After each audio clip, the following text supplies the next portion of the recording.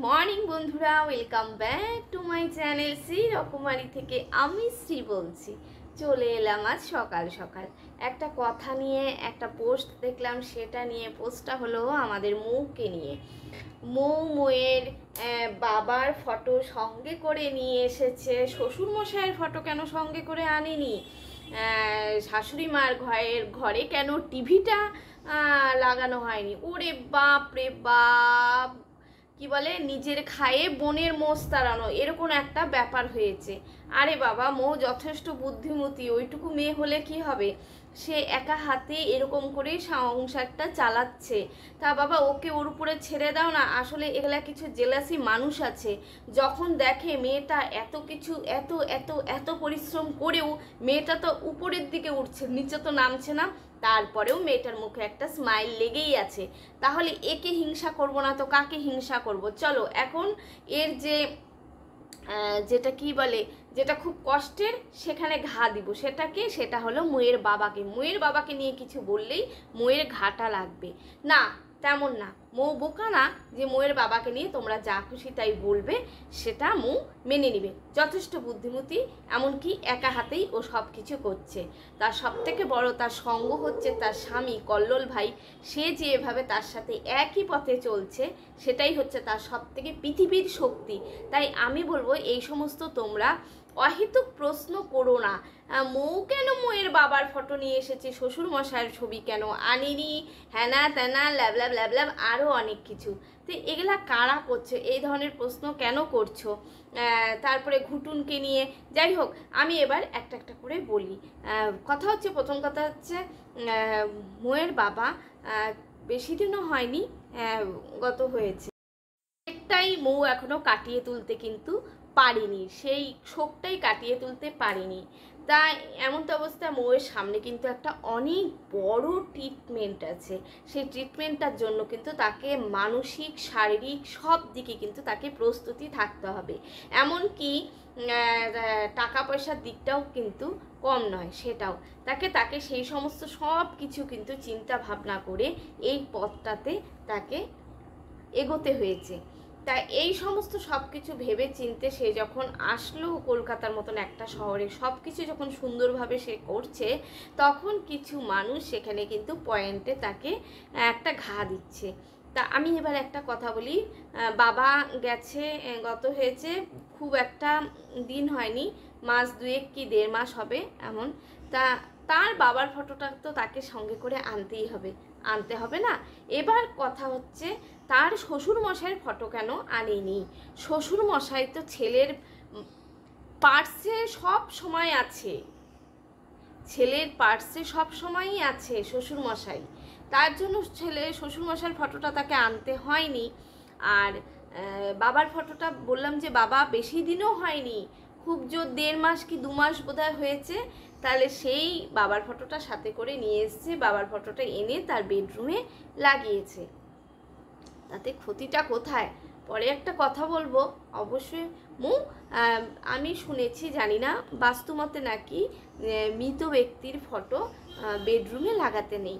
তুমি ওটাকে ডাইনিং স্পেসে লাগাতে পারো, ঠিক আছে? এটা আমার কথা, তোমার যেটা ভালো লাগবে তুমি সেটা করবে। তুমি বাস্তুমতের সব ইয়েটা দেখে নিও, দেখে। আচ্ছা, আরেকটা কথা হচ্ছে, কি ভুলে যাই, আরেকটা কথা কি, ও টিভিটা কেন মৌয়ের বেডরুমে লাগিয়েছে? হ্যাঁ, এটা খুব ইম্পর্টেন্ট একটা কোশ্চেন। টিভিটা তো মৌ দেখে না, কল্লোল ভাইও দেখে না, ওদের সময় কোথায়? সত্যি কথা বলতে, দুটো মানুষ অগাধ পরিশ্রম করে, ওদের একদমই সময় নেই। আর ওদের আমি খুব একটা না টিভি দেখতেও দেখি না, সত্যি কথা বলতে। টিভিটা দেখে কে? টিভিটা দেখে হলো শাশুড়ি মা। সেই মানুষটা স্বাভাবিক, সংসারে যতই কাজ থাকুক টুকিটাকি কাজ করে কিন্তু তার একটা সময় কাটানোর জন্য সেই টিভিটাই সাথী। সে খুব খুশি হয়ে কিন্তু টিভিটা দেখে, তার খুব ভালো লাগে সিরিয়ালগুলি দেখতে। তাই কিন্তু মৌকে তো সাথে করে কিন্তু টিভিটাকেও নিয়ে এসেছে। এইবার একটা কথা, সাথে করে যখন টিভিটাকে নিয়ে আসলো, তবে শাশুড়ি মায়ের ঘরে কেন টিভিটা লাগানো হলো না, মৌয়ের বেডরুমে কেন লাগানো হলো? একদমই তাই। প্রথম কথা হলো, মৌয়ের বেডরুমে টিভির যে প্লাগ পয়েন্টটি সেটি নেই। আর মৌয়ের যে বাড়িয়ালি দাদা সে খুবই ভালো। আমরা তো দেখছি একটা ওয়ালে তারকাটা মারতে হলেও কিন্তু আমরা বাইরে থেকে একটা মিস্ত্রি এনে তাকে লাগাই, আর সেটার জন্য কিন্তু সে একটা এক্সট্রা চার্জ নেয়। কিন্তু এখানে মৌয়ের যে বাড়িয়ালি দাদা সে কিন্তু যথেষ্ট ভালো এবং ভদ্রলোক। তিনি কিন্তু নিজের হাতে এসে কোথায় কোন প্যারেক করতে হবে, কোথায় টিভি লাগাতে হবে, কোথায় কোনটা করতে হবে, তিনি কিন্তু সব কিছু এসে নিজের হাতে করে দিয়ে যাচ্ছে। তো এমন তো অবস্থায় যখন লাইটের ওয়ারিং হয়েছে তখন কিন্তু ওই বেডরুমে কিন্তু টিভির প্লাগ পয়েন্ট নেই, সেই কারণে মৌ টিভিটাকে ওই ঘরে নেয়নি। তারপরেও তোমরা একটা কথা বলতে পারো যে প্লাগ পয়েন্ট নেই, তোমরা একটা প্লাগ নিজেরা খরচা করে বসিয়ে নাও। হ্যাঁ, বসিয়ে নিতে পারি, সেটা যদি বাড়িয়ালি দাদা রাজি থাকে অবশ্যই তারা বসিয়ে নেবে। শোনো, সবাই না ফ্ল্যাটের ওই দেওয়াল না ফুটো করতে দেয় না সবাই। বাড়িয়ালি দাদারও নিশ্চয়ই সেটাতে একটু আপত্তি আছে, স্বাভাবিক। সেটাই, দেওয়াল ফুটো করাটা খুব একটা ভালো লাগে না, ঘরের সৌন্দর্য একেবারে নষ্ট হয়ে যায়, তা সেটাই স্বাভাবিক। আর এবার হচ্ছে সেটা যদি দাদা রাজি থাকে যে দাদা আমরা নিজেরা প্লাগ পয়েন্টটি কিনে দিচ্ছি, সুইচ বোর্ডটা কিনে দিচ্ছি, তুমি যদি লাগিয়ে দাও বা আমি না হলে বাইরে থেকে মিস্ত্রি এনে লাগিয়ে নেবো, কোনটা করব, সেটা যদি দাদা রাজি থাকে অবশ্যই করবে। আর যদি না থাকে তাহলেও আমি এখানে একটা কথা বলবো, মৌ যে সামনে ট্রিটমেন্টটা হচ্ছে, এরপরে যখন ট্রিটমেন্টটা চূড়ান্ত পর্যায়ে যাবে, তো যখন নাকি মৌ আসল ট্রিটমেন্ট শুরু হবে তখন কিন্তু মৌ বেড ছাড়া কোনো কিছু করতে পারবে না। আর একটা মানুষ বেডে শুয়ে কতক্ষণ মোবাইল ঘাঁটবে, কতক্ষণ? একটা মোবাইল ঘাঁটারও তো একটা কমসে কম একটা মানুষের শরীরে এনার্জির দরকার, ভালো লাগার দরকার। একই জিনিস তার মোবাইল ঘাঁটতে ইচ্ছে করবে না। সেই কারণে মৌ ভাবলো যে আমার যখন কাজ ছিল না তখনও তো আমি তো অনেক রকম সিরিয়াল দেখতাম টুকিটাকি, মোবাইল যখন ঘাঁটতে আমার ইচ্ছে করবে না তখন নয় সবাই মিলে এই ঘরে বসে টিভিটা দেখব, মাও আমার কাছে থাকবে। আর তার শাশুড়ি মা কিন্তু কানে শুনতে পায় না।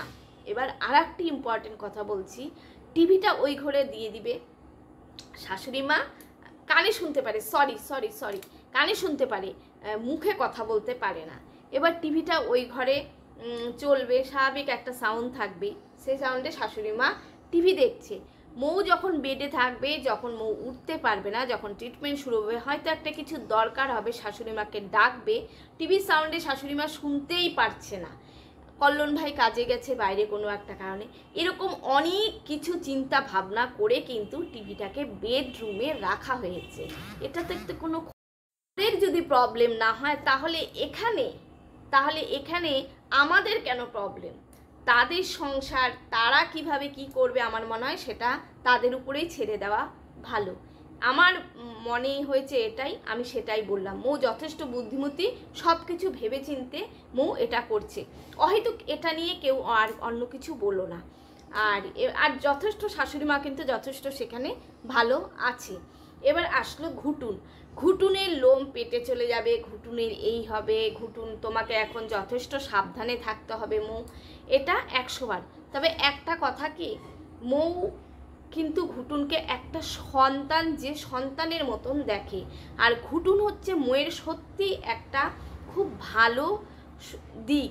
ঘুটুন আসাতে কিন্তু মৌ অনেক দিক থেকে সব কিছুতে পজিটিভ ভাব। ঘুটুন ছাড়া কিন্তু মৌ একদমই ভালো থাকবে না।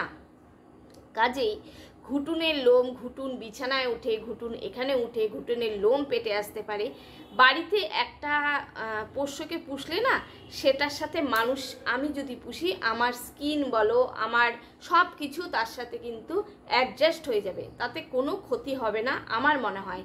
শুধু মৌ কেন, মৌয়ের মতন এরকম যারা অনেকে আছে যাদের বেবি হয়নি, তাদেরও কিন্তু এরকম একটা পোষ্য আছে, অনেকের ভিডিও দেখেছি, তাদের বেবিটাও কিন্তু, পোষ্যটাও কিন্তু বিছানায় উঠছে, এদিক ঘুরছে সেদিক ঘুরছে, সব কিছু করছে। তারপরে বেবিটা যখন হয়, বেবিটার পাশে সেই পোষ্যটা এসে বসে থাকে, এতে কিন্তু আমার মনে হয় না কোনো ক্ষতি হয়। যাই হোক, এটা আমার বলার ছিল, অনেকে এটা নিয়ে বলছে, আমি এটা বললাম। ঘুটুন থাকাতে আমার মানে ঘুটুন বিছানায় উঠাতে আমার মনে হয় না এখানে মৌয়ের কোনো ক্ষতি হবে, কারণ মৌয়ের মতন এরকম অনেকেই অনেক ঘুটুন পোষে, তাদেরও বেবি হয় না, তাহলে তারা কি করে পোষে? তাদের বেবিটা হওয়ার পর আর সেই পোষ্য কিন্তু একই সাথে থাকে, কারণ ঘুটু মোয়ের একটা সন্তান। যাই হোক, আমার এটাই বলার ছিল, বেশি বললে ভিডিওটা অনেকটাই বড় হয়ে যাবে। তা যাই হোক, সবাই ভালো থেকো, সুস্থ থেকো, এটাই কামনা করি। চলো।